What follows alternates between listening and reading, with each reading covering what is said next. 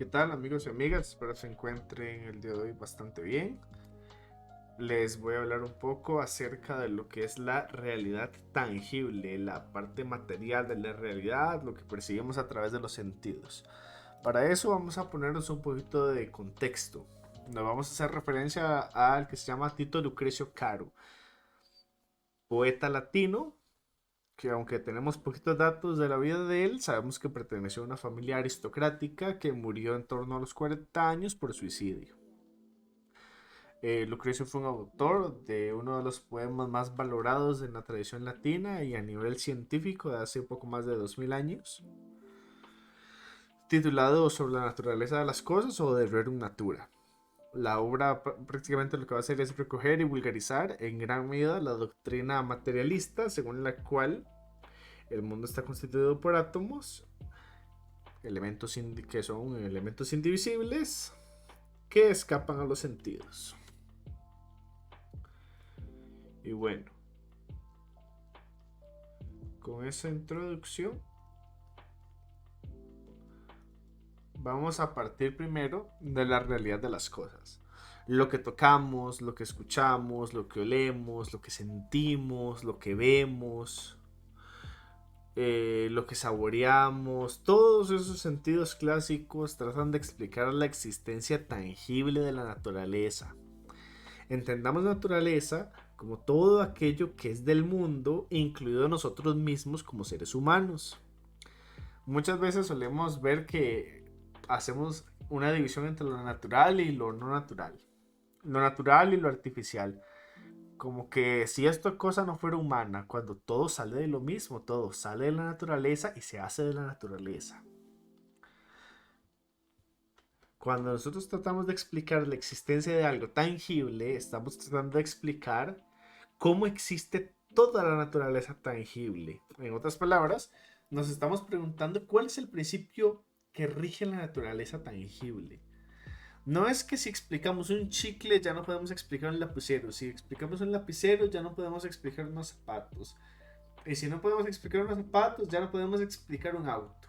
No, porque como todo está conectado, si nosotros explicamos la realidad tangible, el perfil tangible, el perfil material de un objeto, lo podemos extrapolar para todo el resto de objetos. Vean, en la antigua Grecia se buscaba algo que se llamaba el arché o el arjé, el cual consideraba el principio de todas las cosas que se creían, explicando así la existencia tanto de lo que somos como de lo que nos rodea.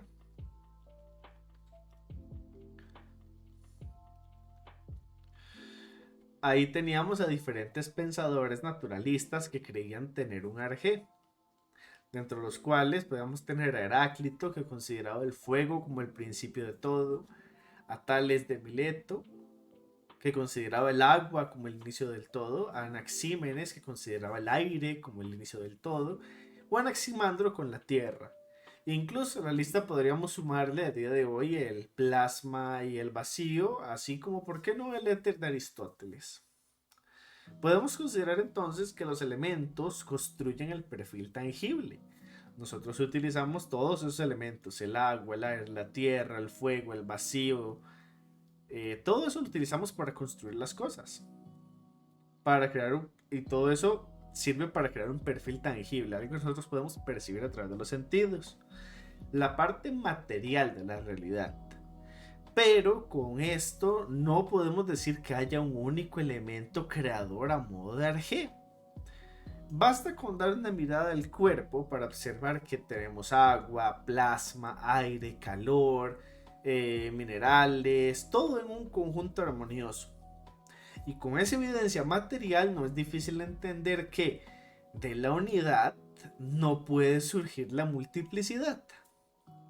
Verán, para Tito Lucrecio, en el mundo tangible no hay nada fuera de la materia eternamente existente. La materia es el ser, es algo inmutable, es algo que siempre ha estado ahí y siempre va a estar ahí. Y esta materia está compuesta por diminutas partículas que él llamaba corpúsculos. Más adelante se transformó en átomos. En este espectro de la realidad material, la materia y el vacío van a componer la unidad del movimiento. En ese sentido, la lógica no es difícil. Si no hay vacío para que las partículas se muevan, entonces se van a quedar estáticas y nada va a cambiar. El vacío es lo que permite a las partículas tener diferentes combinaciones que a su vez van a permitir tener diferentes formas. Vean, ¿por qué tenemos la forma de un ser humano y no de una piedra o de un árbol o de una planta o de un insecto? Porque para Tito Lucrecio, la combinación de átomos que se dio, así nos dio esta forma y a los otros seres les dio la forma que tienen. Es una aglomeración y dispersión de partículas. Tanto nosotros como las cosas vamos a cambiar. Pero esto implica que el ser materia es todo lo que existe y el no ser, o sea, la multiplicidad de formas que puede tener son una mera ilusión.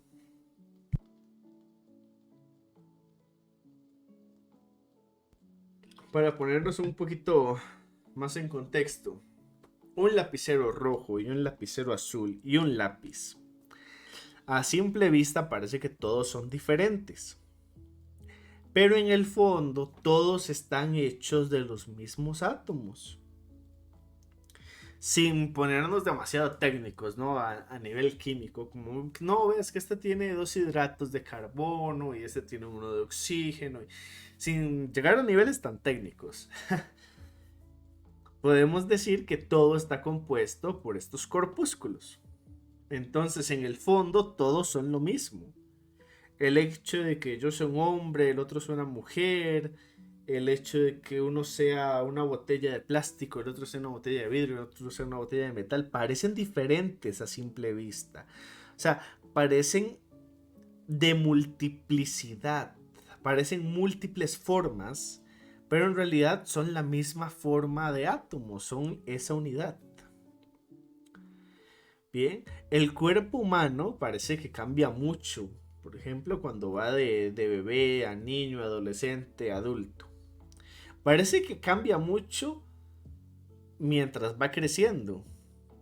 Pareciera ser que es una unidad con multiplicidad de formas, pero en un sentido muy reducido. Toda la vida, a nosotros nos dicen que cuando crecemos ganamos edad, madurez, y los años van pasando y tal, para dejar de ser niños. En teoría, cuando ganamos madurez y ganamos responsabilidades, ya dejaste de ser un niño. Pero aquí tenemos un problema lógico muy grande. Y es que el niño no puede ser adulto. Ya que una cosa no puede pasar del ser al no ser. Estábamos hablando de la unidad y la multiplicidad. Y decimos, la multiplicidad es una ilusión, las cosas no pueden ser varias cosas, las cosas siempre son una cosa. Si yo agarro una casa y la pinto, la casa ya no dejó de ser casa, la casa sigue siendo la misma casa, solo que tiene otro color, otra forma. Pero en el fondo sigue siendo mi casa, ¿no? Una casa. Entonces, ¿qué pasa con el niño que se hace adulto? Por ganar responsabilidades, madurez y criticidad, no deja de ser un niño. Simplemente es un niño que tiene una forma diferente. ¿Y por qué? Porque el niño sigue teniendo los mismos átomos de cuando es adulto. El adulto sigue teniendo los átomos originales del niño, tal vez más cantidad, tal vez menos cantidad. Porque eso es un dilema con Tito Lucrecio. Para Tito Lucrecio, la muerte se nos avecina, la muerte, entre comillas, se nos avecina porque con el tiempo los átomos que nos conforman se van dispersando. Nosotros nacemos porque los átomos se juntan en un vacío. Entonces salimos nosotros y cuando pasa el tiempo los átomos se van alejando y nosotros vamos muriendo. Es un proceso natural. ¿Ese es el final del camino? Probablemente no. Como los átomos se juntaron aquí, también se pueden juntar en otra parte y nuestra conciencia puede estar también en otros sitios. cabría la posibilidad. Pero bueno, siguiendo con el tema del niño, del ser y no ser, el niño está compuesto de átomos y los átomos conforman el perfil tangible de la realidad existente. En ese sentido, estos corpúsculos, estos átomos, que son el ser del niño. Si el niño fuera algo de multiplicidad, el cambio de niño a adulto, el adulto tendría que tener otra composición atómica, otra composición corpuscular. Entonces pasaría de ser a no ser. Pero el no ser, o sea, el no ser es nada. Y de la nada nada surge. Es decir, que el niño no puede ser adulto a menos de que el niño siempre haya sido el adulto y viceversa. El adulto siempre ha sido el niño. En otras palabras, el ser en el perfil material de la realidad es entendido como una potencia y un estado percibidos a través de los sentidos en un momento específico. Aquí nos pusimos muy aristotélicos. Es un estado, es una potencia.